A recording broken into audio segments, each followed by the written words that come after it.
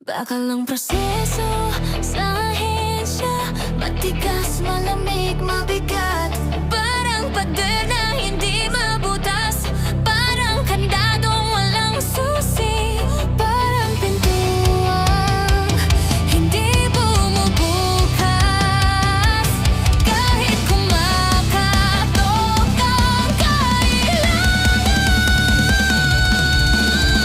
Hindi sumusunod sa oras ng tao, kundi sa oras ng papel.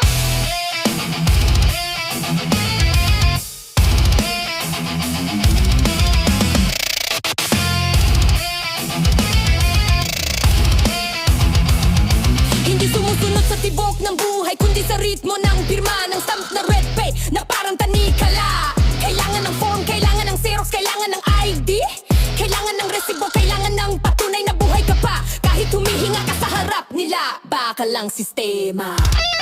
Pila sa labas, pila sa loob, pila sa isip, pila sa pagod. Bawat kang diretso point, bawat ang interrogation, bawat sagot ay pagsusulit, walang katapusang station. Kung matigas, mukhang pagod, monitor na luma, sistemang mabagal, brinda na ayaw magkisama, fina nawawala na parang sa karasada. Nagbabayad ng buwis, nagbabayad ng oras, nagbabayad ng pasensya, nagbabayad ng pagod, nagbabayad ng pag-asa. Pero bakit ang serbisyo ay alikabok? Bakit ang tulong ay ulan sa tatuyot?